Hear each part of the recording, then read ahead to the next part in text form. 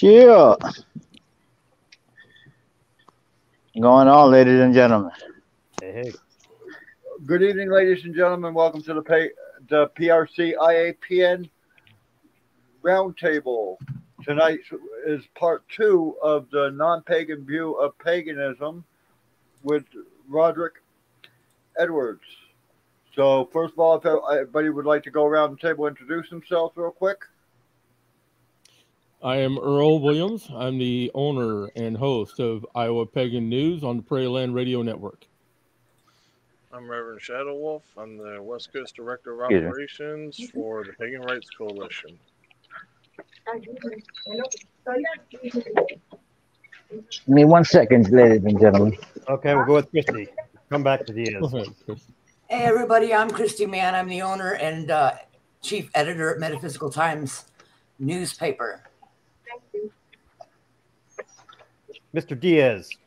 Yeah, here you go. What's going on, gentlemen? Introduction. Ismael Diaz. Third generation gray male witch. I run 4 groups on Facebook. We are witch. We are young witches. My craft, and we are witch Latino. How y'all doing from Boston? Chill. And I'm Roderick Edwards, the non-pagan part of this collaboration here, and I'm author of 20 or more books, and so this is kind of the interest. We're trying to understand each other here, and that's why we're here today. Nice. And I'm Reverend Scott. I'm the head of the Pagans Rights Coalition, United Pagan Charities Cooperative, as well as I am the managing editor of the Full Moon at the Metaphysical Times. Excellent. So last time we defined what paganism is, and just a brief summary of it. We said it was agrarian. It was the common religious practices of people who are not part of, for example, we said Rome. Rome had its temples and all these things, but outside of Rome were the common people, and they didn't participate in all the temple worship. I think that's roughly what we said. And then we discussed a little bit about the unity among pagan community and various books. Do they have sacred books?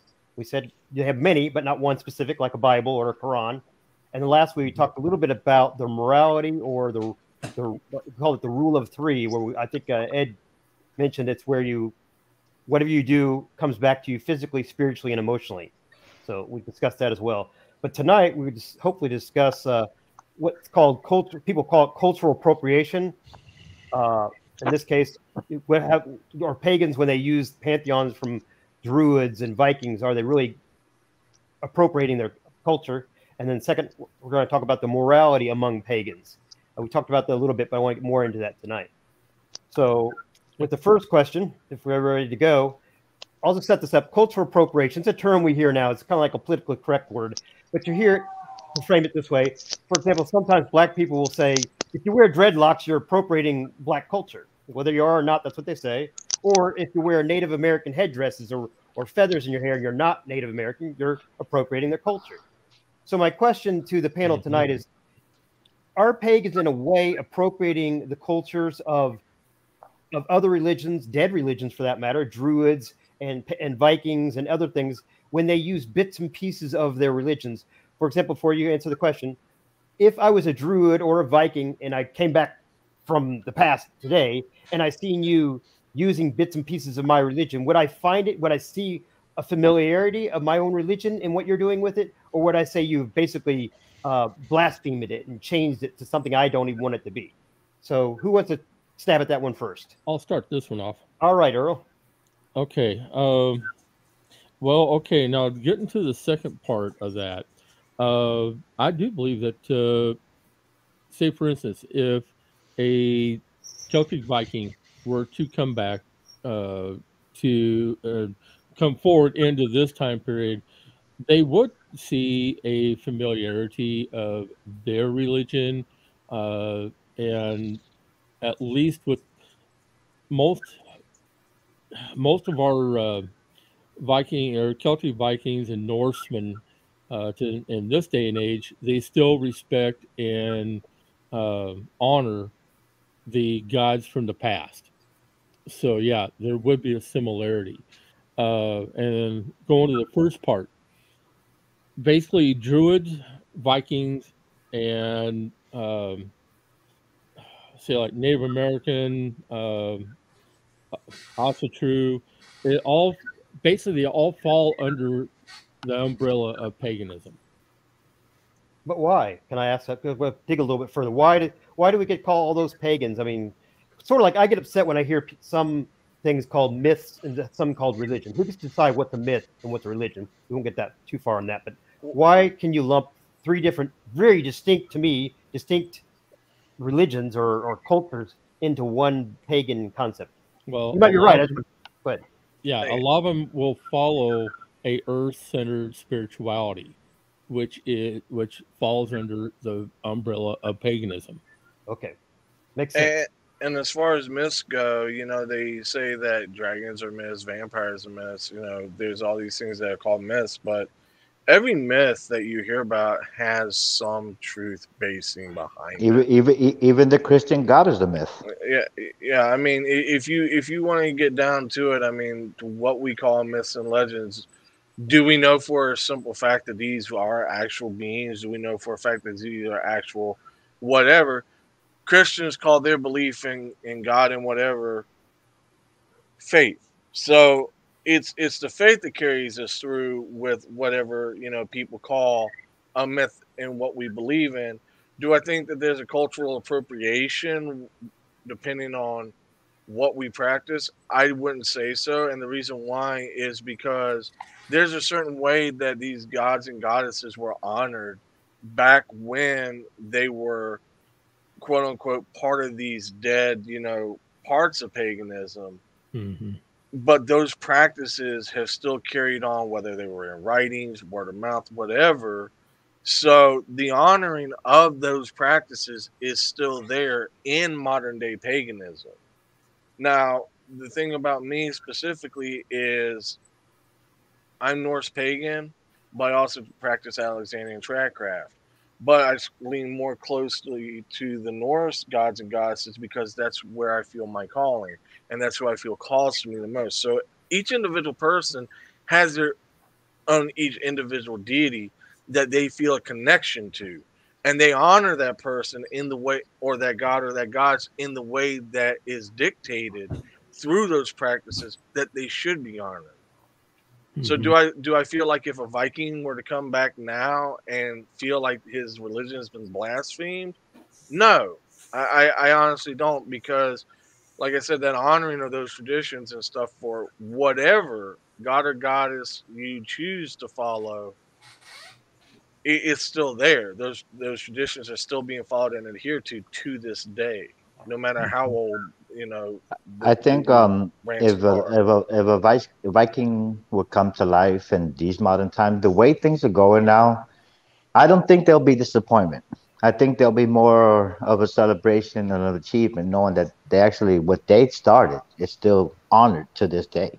So if anything, I think there'll be a sense of pride. If anything, he fuck around, bring a beer out for everybody to celebrate. That's just the way they roll. I think their minds will be blown. They'll react as a person first. They'll be like, "Holy crap! What is all of this?" Exactly. Sorry. They would walk around in awe and in amazement. I mean, if pagan, Viking, whatever you want to call it, you bring back Thomas Edison, he's going to walk around with his jaw on the floor, going, "Holy crap! What has happened here?" I think the response would be the same. I don't think, I mean, cultural appropriation, we're all a mix of a lot of different things. It's just these days, in this day and age, in 2022, there's a lot of mixture.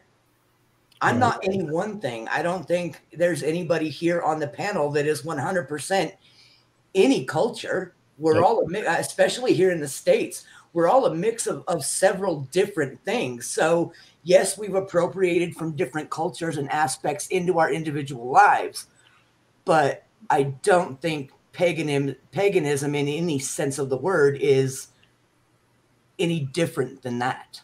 Yeah, and the main culture appropriation that we're dealing with, that I am aware of that a lot of Native Americans are dealing with is a cultural appropriation of others trying to imitate them and failing at it miserably, and they're getting it from, I don't basically I want to call it a case of Hollywood gone bad. Yeah, there is that. But that's Hollywood. That's not pagans.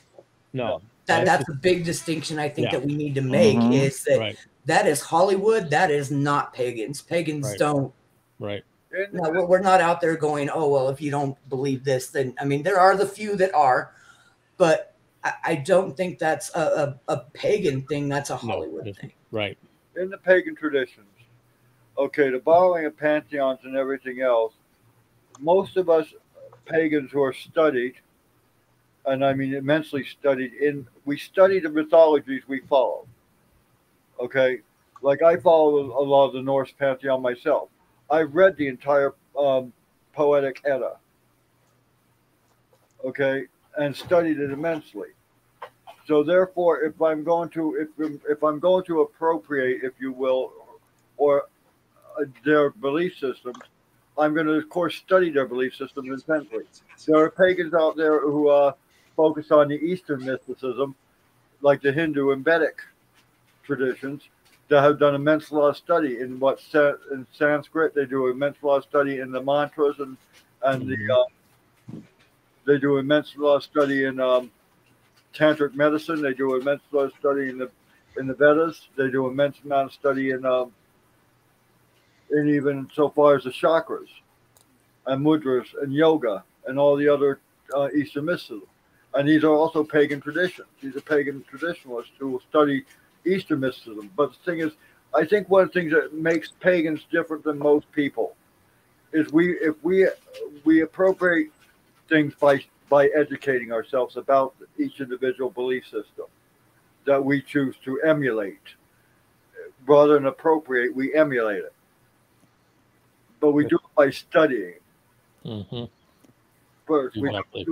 we don't do it by taking bits and pieces of the culture and saying, well, I want to be this because I want to be a Viking. Because in Hollywood, Vikings are made to look at carry axes and wear horned helmets, which they never wore. Nope. Okay. That's the big difference. Okay, so a couple other things. On the last program, there was a phrase, I think, Ed, you might have used it. You said modern paganism. Okay, so is there a difference between modern paganism and whatever we have the opposite, ancient paganism? And if there is, what is that difference? Okay, ancient paganism was the paganism practiced at the time between the Roman Empire up until maybe around the 17th century, 18th century.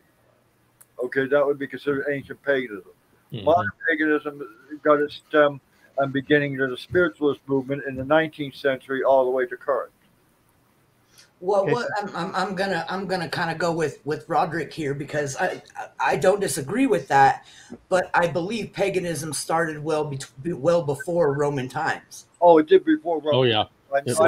Ancient paganism would be anything prior to. Well, prior to Roman times and before, I should have said. Thank you for the correction. Actually, it stemmed all the way back into the Paleo era. Right before organized religion, more or less. Right. Okay, basically back in the Dark Ages. Right. Before the Dark Ages, even. Yep. Yeah. We're talking Paleolithic man. Right. Cavemen, if you want to call it that. So I think we are closer to that now than we were in the 17th and the 18th centuries. We are more of an eclectic mix now than we were at that time because there were only a handful. There were the Norse, there were the my brain just went. You had a select few. You were one of 7 pantheons. At least in Europe, yeah. You're talking about the Celts and things like that. So you're talking about there were only 7 Vikings, in Europe. Druids. Prior to Roman times, when everything kind of got compartmentalized, and if you do this, you're that, and if you do that, you're this, and so on and so forth. I think we are closer to that now than we were. We're closer to ancient, the way things were in ancient times, than they were over the last couple of centuries. couple of thousand years, actually. I would tend to agree.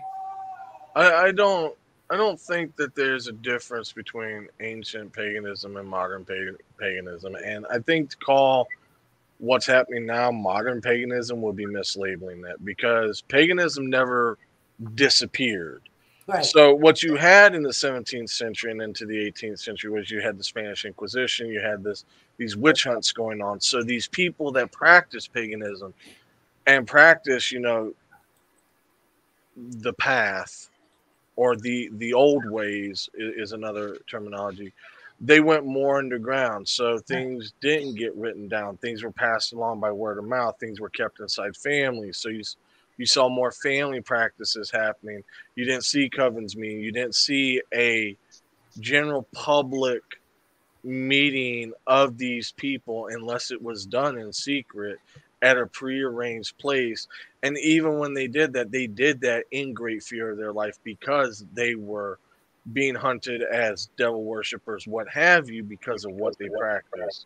So even that's not necessarily a Hollywood thing. No, that's not a Hollywood thing. That is an actual event that has happened, and it's in our past. The Spanish Inquisition did happen. The English Inquisition happened. The Salem witch trials is a very, very real thing. Yep. So let me put this a little bit more though. So I've been researching obviously as well. Otherwise, why should I be doing this? I should research as well, so I'm knowledgeable. Right. And I noticed that the Alexandrian, I think we call it, and then maybe I think it's called the Gandrian. I think I get it right. Gardnerian. Yeah, those two, which seem to be two major sects within modern paganism, we'll call it that for a moment, even if it's the wrong term, didn't start until the 1960s. So why is there this new revival, if we want to call it, the 1960s? Was this just that general hippie spirituality that was going on in the 1960s, or what was going on here? Possibly. The revivalism actually occurred started off in the 1800s, actually. Right. With the spiritualist movement, we're talking 1868 all the way into the 1920s and 1930s, particularly. And you're talking at that point, you're talking Madame Blavatsky, you're talking Harry Houdini, you're talking all the other spiritualist movement aspects, Aleister Crowley. And Crowley practices and everything. These are all the spiritualist movement that was occurring in the up until the 1930s, 1940s. The 1960s, and having lived in the 60s, I would have never known, Ed. You're so young looking. Tell him. No comment. Having shit. Aquarian movement, okay. The Aquarian movement basically was a movement of change of spirituality based upon the fact is that people were tired of the traditional Christianity. They were tired of traditionalism in general, and they were seeking something different. They were seeking spirituality over theology. Now, this stemmed all the way into the 1970s, 1980s, when people started actually writing books on the subject, more so than before. Okay, and this is where most of your books on the witchcraft started getting written, was in the 1980s, all the way into the current time now. This is why I call it modern paganism, though it's still paganism. Okay. Up until even now, books are being written constantly about pagan craft and tradition that have stemmed back from, like I said, and they go through the history, and part of the history, and our history, of the revitalization of paganism, if you will, was the fact that it began in the spiritualist movement and worked its way up through the Aquarian age and on now to current. And that's where we're at currently. Okay, so you're saying that it's possible that the hippie, you call it the age of Aquarius, was really, at that time at least, was really closely associated with a lot of the hippie movement. So you're saying they kind of, at some point, they might have merged a little bit or overlapped, and if they did, was there a lot of drugs in the early version of not just marijuana, but like LSD and things like that in the early pagan movement of the 60s? Look at my parents. No, the difference between paganism and the hippie movement was simply the fact that the pagans actually still to this day frown upon being intoxicated while working magic. Okay. I don't think that was his question. I think the question was, and correct me if I'm wrong. The actual question was there a lot of drugs going on when the movement became what we know it as today? I think in part the answer to that question is yes. There was a lot of that happening in the environment at the time. Some of the traditions that are in some aspects of certain cultures of pagan, certain pagan cultures. Yes, that might have been a part of, but again, we're talking individual sects, not paganism as a whole. We do have some pagans who will, do a peace pipe. That's Native American. It would be classified as a drug these days. We have other cultures. We have a culture that's coming out now that uses what's the word? Hallucinogenics. Yes, hallucinogenics. Yes, that's what I was talking about. You're talking about peyote? No, it's peyote and mescaline and peyote, mescaline, and also mushrooms. Yep. That's more of a Native American thing, though. Right. Not, obviously, the North There is a movement. There is a movement or a culture that's coming about now that uses what do they call it? Oh, I'm gonna have to Google. Starts with an A. It's a ritual where they bring everybody into a room and it's everybody goes into a transitive state and they do the LS. It's psilocybin. Psilocybin mushroom. Psilocybin, yeah, that one. Yeah, which is what the Norse use that too, and they're part of their religion. So it's not trancing, what they call trancing. Right. Okay, that's a good one. I want to circle back to something Ed said. He was talking about the Eastern mysticism. Now, obviously, some of that still goes on. Like, for example, there might be pagans among your group here or in general that borrow some of the Eastern mysticism. However, there's actual still living, if we want to call it that, traditions like Hinduism and some of that had never changed through centuries. Now, when they come across pagans who are borrowing a little bit of that, maybe not all of it, just borrowing it, do they get offended by that? Have you ever experienced any of that, or they think it's okay? Absolutely not. Absolutely not. I'll be a perfect example. I'm a solitary witch. I've been always on my own. I don't follow Wiccan. I don't follow pagans. Run my own path, make my own rules. Just the way I've been doing it.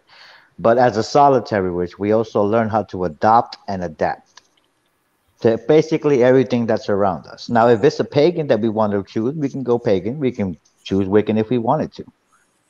What I'm trying to say is everything has to do with the choice you want to make and how you want to correct your path and whatever it is that comes to go with it.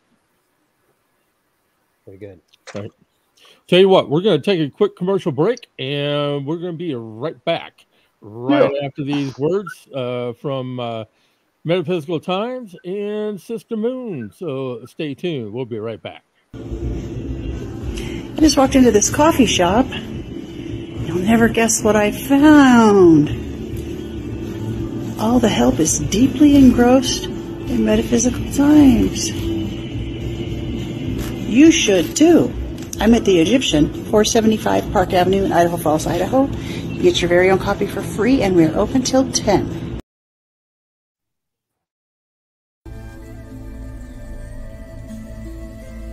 Sister Moon, Apothecary and More is a collaboration of local island witches bringing you handcrafted tools for ritual, amazing apothecary, custom vinyl work, merchandise, and so much more. But we are not just an online store. We are a sisterhood, a platform, and a voice for everything that is magical.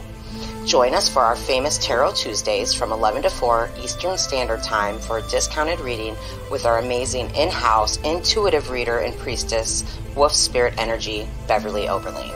You can find us on Facebook at Sister Moon Store or on the web at sistermoon.shop. So fly on over and stop in for a spell.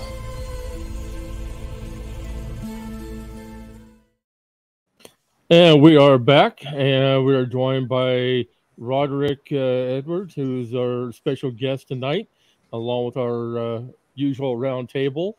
And so basically, we're going to get right back into it. Also wanted to say good evening to Jessica, who's joining us. Appreciate you tuning in. And anybody else over there on Facebook who is tuning in, please be sure to join us. Thank you. Okay, so I think we basically covered most of cultural appropriation. Unless anybody else has anything to say, I think Ed, he said, what's the word you used? We don't appropriate, we Emulate. Emulate. So that's a better word. You're emulating it. Little bits and pieces of it. You know, somebody's got some music going on. Sorry. Here we go. No worries. So, anything else? I was going to say real fast, when it comes to cultural appropriation, pagans don't do that, but there are groups out there that will appropriate stuff from pagans and will take certain symbols and stuff and twist them for their own use. I'm pretty sure all of us are very aware of what's going on with the Asatru religion right now. It's being taken and shaped into something that it's not, which is a path of Norse paganism. The symbols that are used in Norse paganism are being taken and twisted to for hate and of certain races and stuff, which is something that myself and other pagans are very upset about, and it's very disturbing, because when you take something that we hold close to us and you twist it and warp it into something that's, you know, intolerance and hatred, then, you know, everybody starts to associate with that. You know, a lot of time when I go out in public, I have to hide my Mjolnir because people see that as a sign of, you know, white supremacy and hatred towards other races and stuff. They don't know, they don't understand that the actual symbolism behind it is something that's a lot deeper, that it has a deeper meaning to it. Yeah, you could say that of the swastika originally, obviously, because we can get into that later, but that was originally not like that at all, but it's been no, actually he's right. The swastika has a way deeper meaning. Yeah, the swastika is a Hindu good luck symbol that was twisted and warped by the Nazis. And it'll never recover now. There's no way of recovering it. No, it'll never be the same.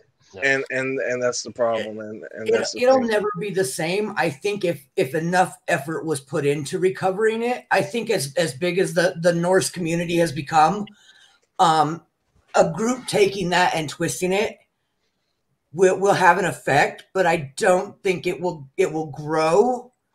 No. As big as what happened with the swastika, because there are enough people in that Norse community now that will be like, no, that's not, no. Right.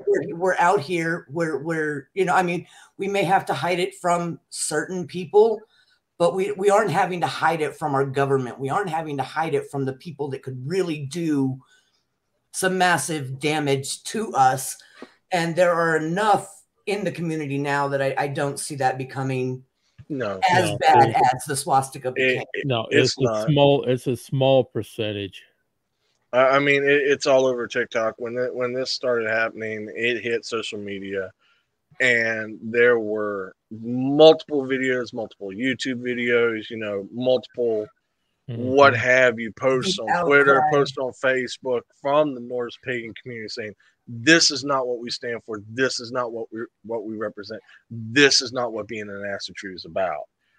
So, you know, and I think with any one particular sect of paganism, you're going to the ones that hold true outnumber the ones who don't and who don't know by plenty. Mm-hmm. Roderick, you had mentioned, you were asking particularly about, have I ever experienced, you asked me if I have ever experienced it with Eastern mysticism, example, borrowing from Buddhism, Hinduism, Taoism, Confucianism. Yeah, because that's still being practiced by people who've been practicing it for thousands of years. I've actually talked to many Buddhists and many Taoists. I've even visited ashrams and stuff like that.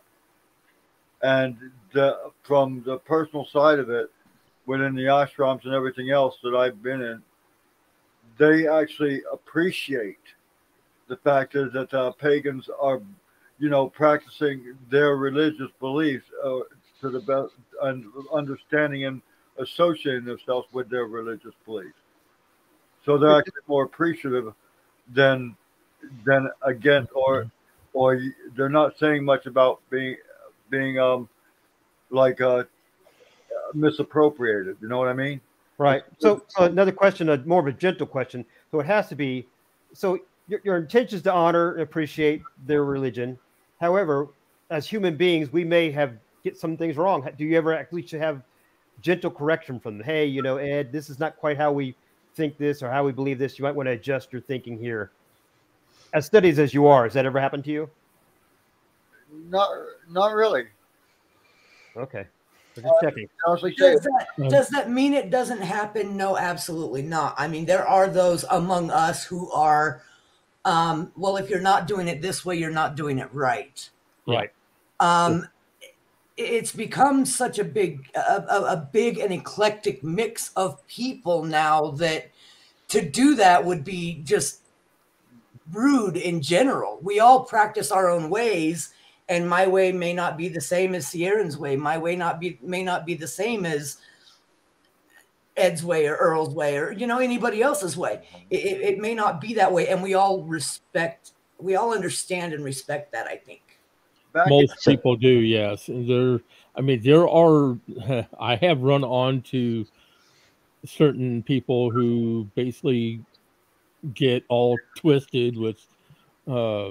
Saying that there should only be one way of doing things is like, and I'm usually the one that corrects him on this, very gently, mind you. That look, there's not everybody practices the same way, and we all respect that, and that's you're going to run into that everywhere you go in the pagan community. That either you respect everybody's spiritual path, or we're not going to have anything to do with you. Period. Right. Not all two witches have the same path. No, right.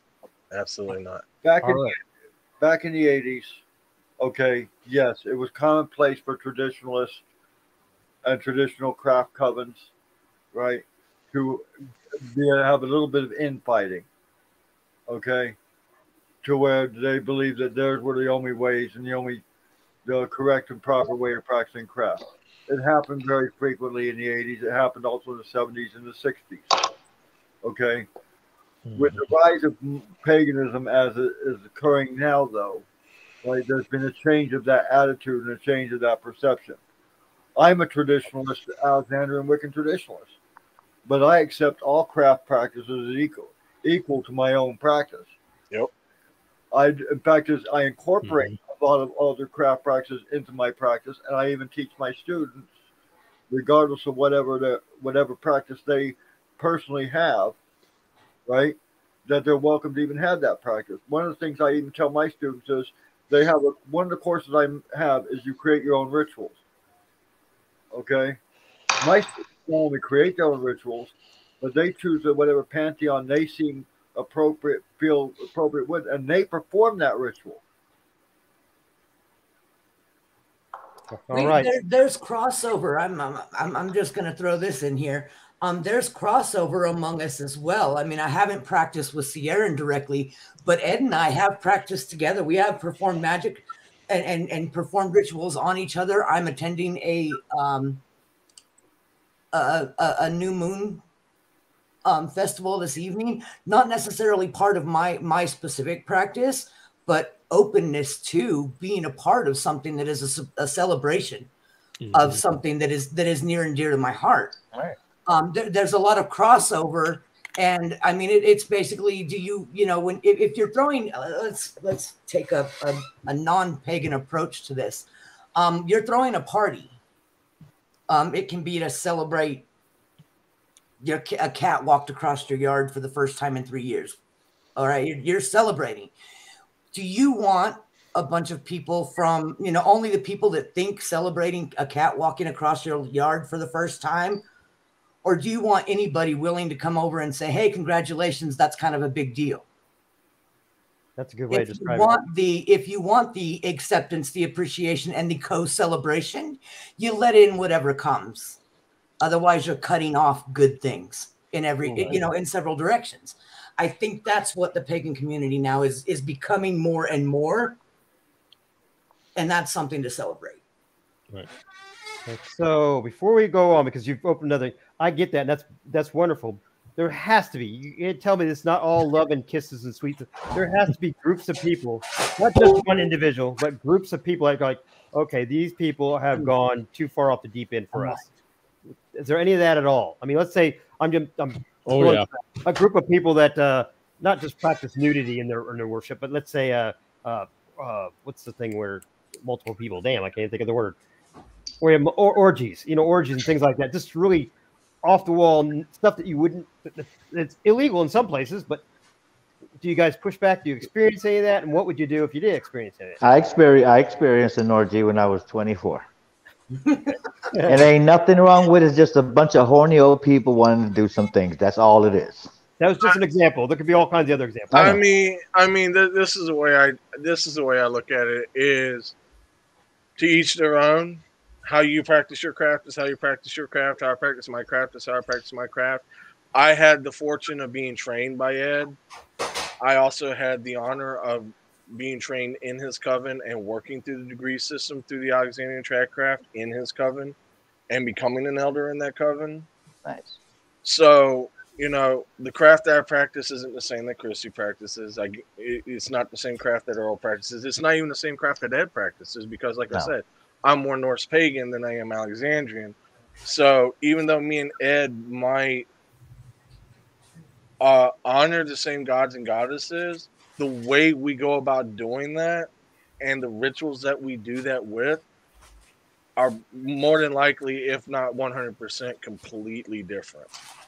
That's a fact. So just because you're brought up in the same tradition, if you decide to do traditional, paganism and do tradcraft, you're going to develop your own unique way that you go about practicing that craft that's going to be completely different from everybody else's. Every witch is different, whether they're part of a coven or not.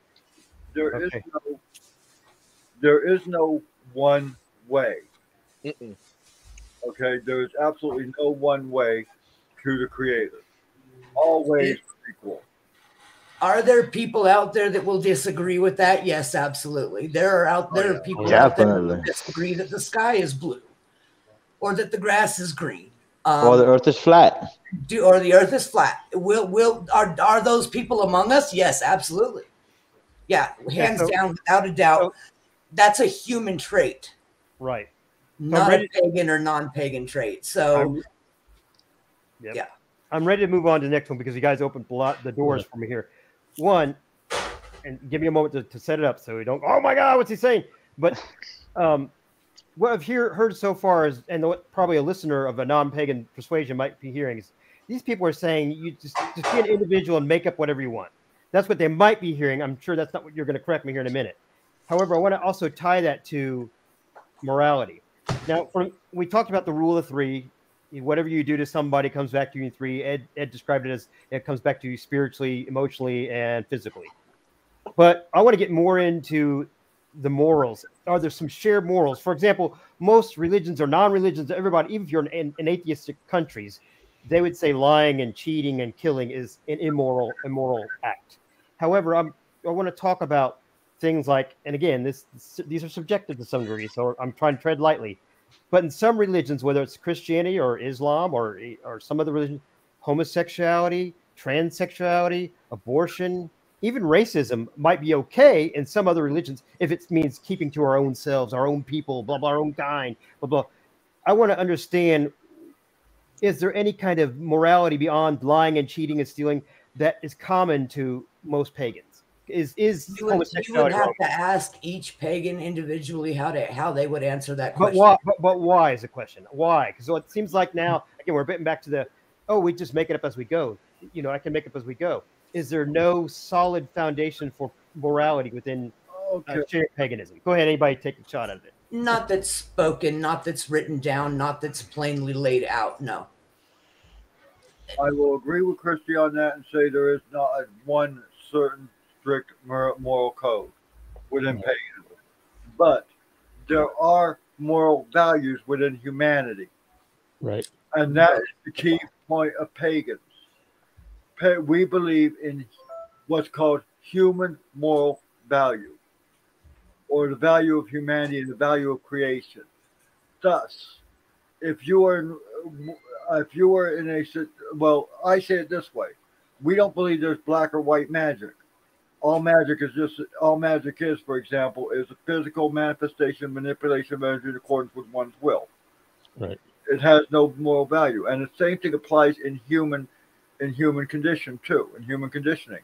You have to adapt your morals, as Ciarin said about adaptation. You adapt your morals in accordance with the environment and morality of the place, city, country, state, township, district, even down to the neighborhood. Down to your own personal mental state. Into your own personal state, into your own morality. Okay, that's the adaptation of morals. And the thing about it is, if you take it and look at it from this example, in the United States, it is not only immoral, but it's illegal to walk around naked. Right? And plus, go ahead, continue, Ed. I got something to add on to that. In public, okay? Now, if we went to Africa, and there's a tribe in Africa says it's immoral and illegal to walk around wearing clothes, whose morality is correct and whose is wrong? Try neither or both. Okay?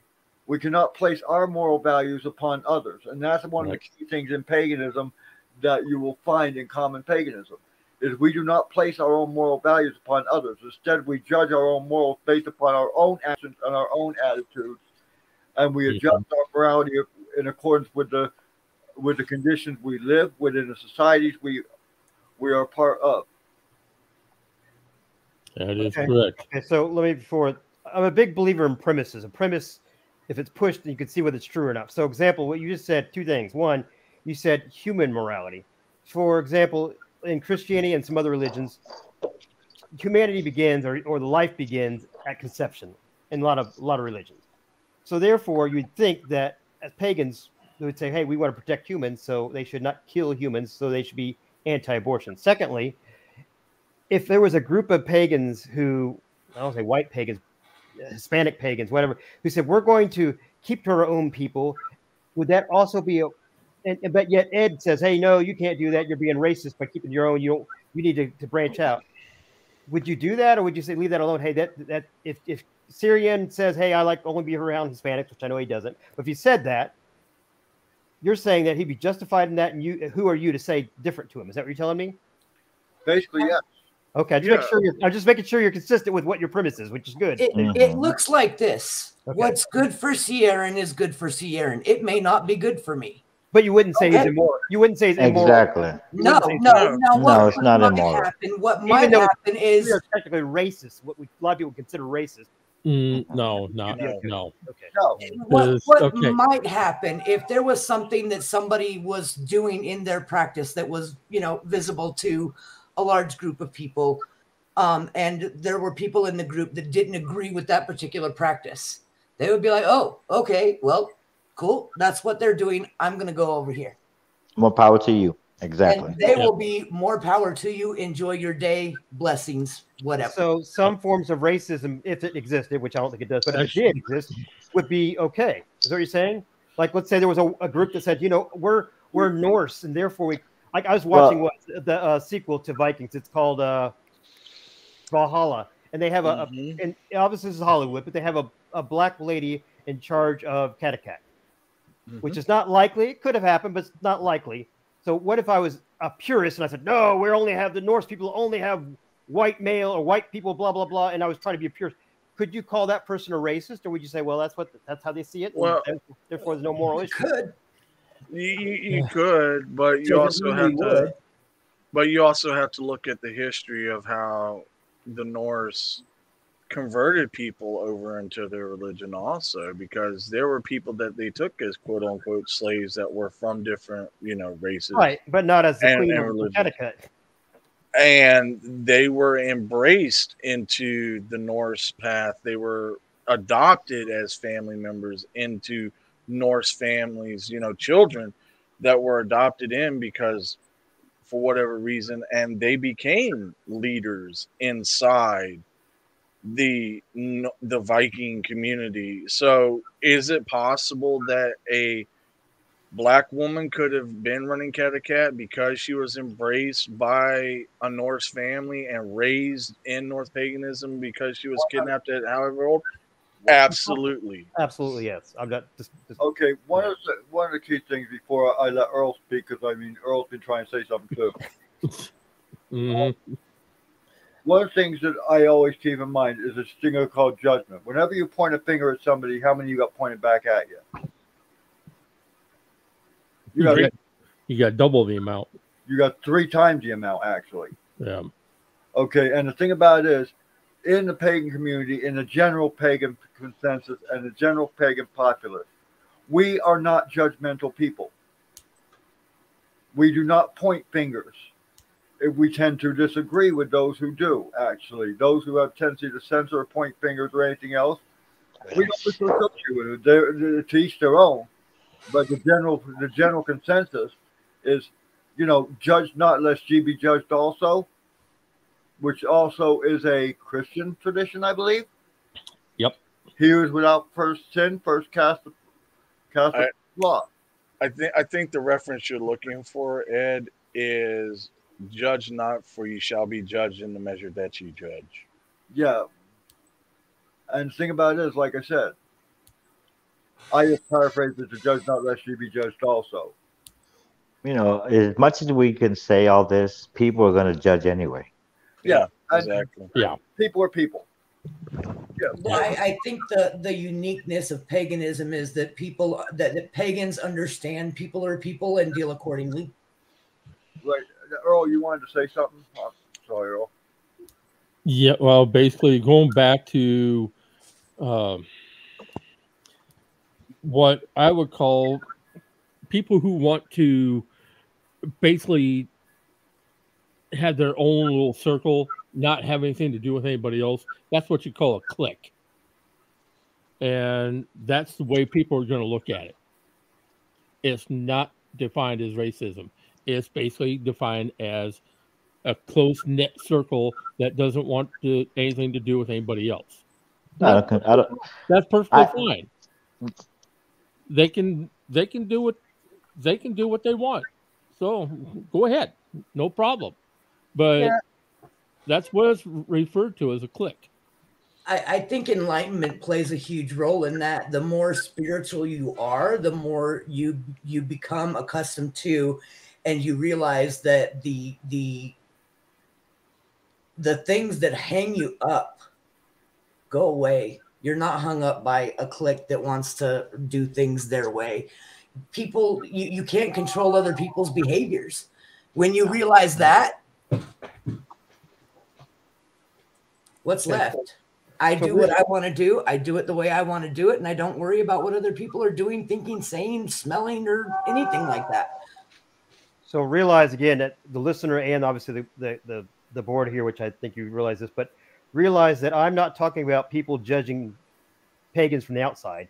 I'm talking about pagans judging other pagans or understanding other pagans or things that pagans do. So I'm within your own body. Mm-hmm. How do pagans interact?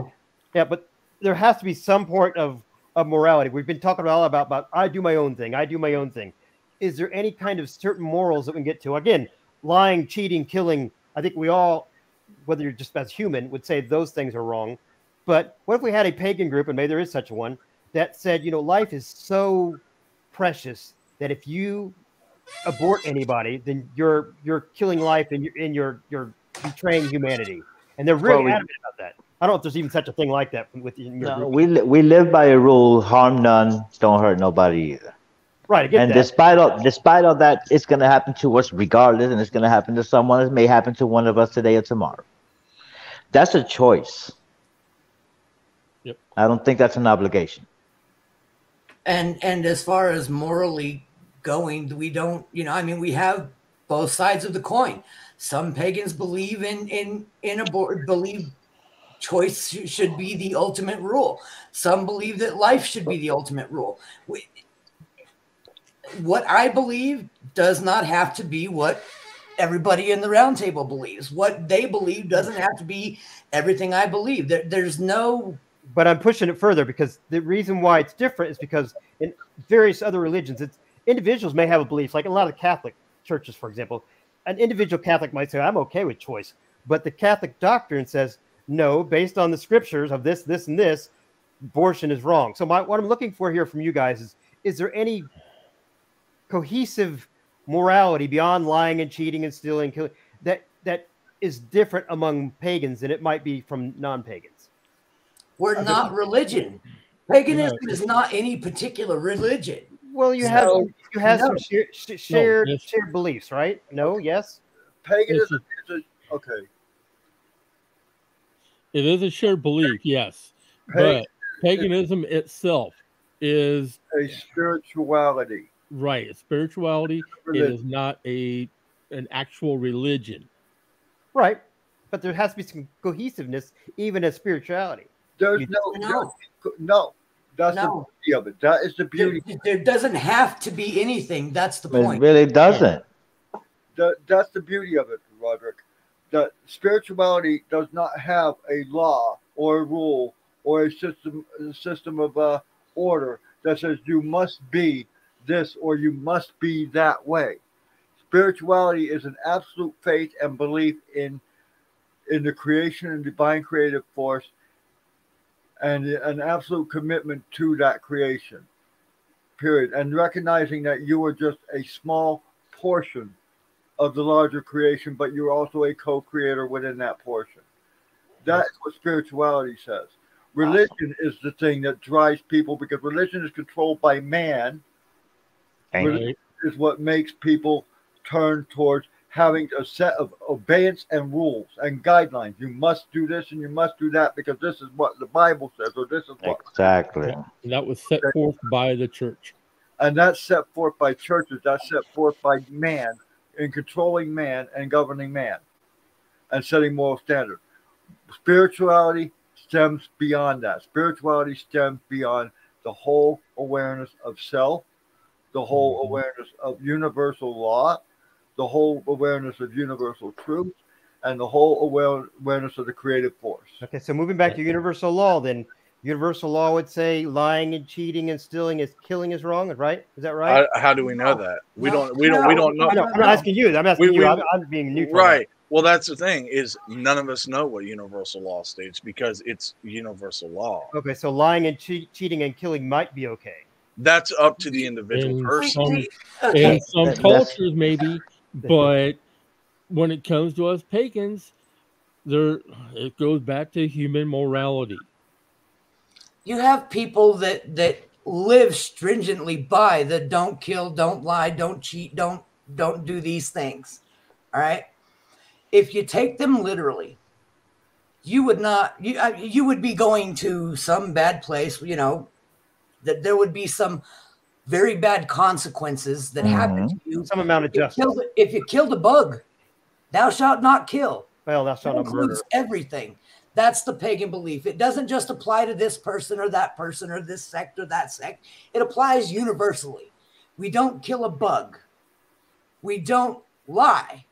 Your kid comes up and goes, "Hey, mommy, what's a hooker?" You have to tell them the truth. And a 4-year-old, you're going to tell them the truth, or are you going to be like, "Oh, well, it's this, that, or the other thing." There is no individual rule or no solidarity rule over that. What I tell my kid in that situation is going to be completely different from what somebody else told me. Okay, I think we've got time for one last question here. We got about 6 minutes. Well, we're still only have 2 questions, so I'm going to push. I'm going to push a little harder there. So we had the universal law, and we had Shadow Wolf telling us we don't know universal law.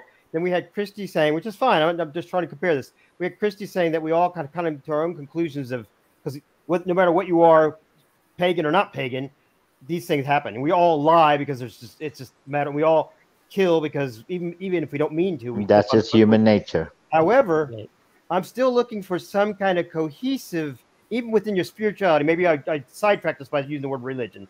Even within our own spirituality, there has to be something we can look at and go, as pagans, like I think when we started the show, somebody trying to imply that racism was wrong, which I think it is personally, and possibly based on my beliefs that I'm not need to share here because we're not talking about my beliefs, but within paganism, racism even can't be wrong. what I can understand, because if you're a pagan and you're a group of pagans that believe, hey, white superiority or Hispanic, like I know a lot of black people who believe that blacks were the very first people here and the ancients and blah, blah, blah, and they should be esteemed as higher in authority over human race than all people. I actually know black. We were dark. So anyhow, the point is that where is this morality we're looking for? Is there any morality? It seems like what we're getting to the closing that technically morality is whatever you want it to be. I guess more of the question should be, what do we set as our morality? Do we, you brought up lying, cheating, lying, cheating, stealing, murder, stuff like that. Are these things that we call morality because this is stuff that we're taught by people that said, hey, these are the morals that you have to live by? Who set these down as this is how you should live your life? And I guess that's where the real question comes in is, do we go by is our moral compass set by what society says is these are what your morals should be, or who is the person to dictate what somebody's morals should be? That's a hard one to answer because through generational life and through this whole planet, generational families have always give their children, do not do this because it's wrong, do this because it's right. No religion can tell you that. Nobody in this planet can tell you that. This is something we grew up with. It doesn't have to do nothing with religion. In fact, fuck religion. It had nothing to do with it. These are things we were raised with because we knew better because our parents were raised the same way. If we can boil down to it, it's probably more of a society thing, because if you do those things, we talked about lying, cheating, your reputation will be destroyed. You possibly could be caged or killed. I mean, it might have nothing to do with morality at all. It's just the consequences. If you do these things, here's what's going to happen to you. Exactly what I was about to point out. Okay. Again, when I say human morality, I'm referring to the cultural, tribal, societal rules, laws, and advances that you must follow in order to adapt and be part of a community. Okay? Pure, plain, and simple. These rules have been set down and set in motion since the dawn of mankind. To keep societies functioning. Otherwise, they wouldn't function. They'd collapse. Exactly. These yes. Societies together. That's what builds societies. It's what creates society. Okay? Right. These are the moral codes which all humans should, by general principle, live by. Common sense is not so common. The consequences. And commonly do live by. If we didn't, we would not be a race. We would not be a survival of any race called humanity at all. Right. So therefore, if you're looking for one solitary rule or one solitary set down of human thing, human morality is the answer. Whatever you have to do to survive, it may be different from one household to the next, from one person to the next. Do what you need to do to survive without. Right. Well, do what you need to do to survive. Yep. If that means that you have to only practice it behind closed doors, that's what you do. So be it. Okay, now we've got one comment. Oh, I'm sorry. Yeah, we got one comment here from David Larson. He said he personally agrees with what he calls the 11 commandments, the base 10 plus the golden rule. Do unto others as you have them do unto you. Or stick it to them before they stick it to you if you want to do the negative. I mean, very good. I mean, everybody has their own moral compass. You know, well, that's except for the human, except what we've boiled down. I think we've boiled down, as we're getting ready to wrap up here, we have boiled down to there's certain things we've thought of as morals. They really are just societal to keep the society functioning. And whether you're in Africa or whether you're in America, whether you're in Native America, wherever you are, if you steal from somebody, eventually you'll be untrustworthy and people won't trust you. If you lie to people, eventually they won't trust your word, and they won't trust. If you murder people, they won't trust you. So it's all about, if you take something from somebody else, they eventually won't trust you, and possibly either they'll put you in a cage or they'll kill you, one or the other. So it may not have anything to do with morals, more so that it has to do with consequences. Respect. Yes. Right. Respect. Exactly. Yes, Well, indeed. ladies and gentlemen, we now have 10 seconds before closing. I'd like to thank everybody for being here. I'd like to thank our guest panel member, Roderick. Thank you for another interesting. Thank you, Brother Roderick. And Christy Ellis, thank you for being here. And on behalf of Metaphysical Times and yourself, I'd like to thank Metaphysical Times for sponsoring our show this evening. I also like to thank Ciarin for being here too. Ciarin, thank you for being here. It's good to have Thank you. It was an honor. And thank you, Andrew, for being here and sharing your comments with us this evening. Earl, thank you for co-hosting this show with us and also sponsoring this show with me. And on behalf of everybody, I'd like to say goodbye, farewell, merry part, and blessed be to everybody. And take care of yourselves and take care of each other. Good night, everybody. Peace. Good night, everyone. Good night, y'all. And as Bye. always, pleasant journeys. Have a good night.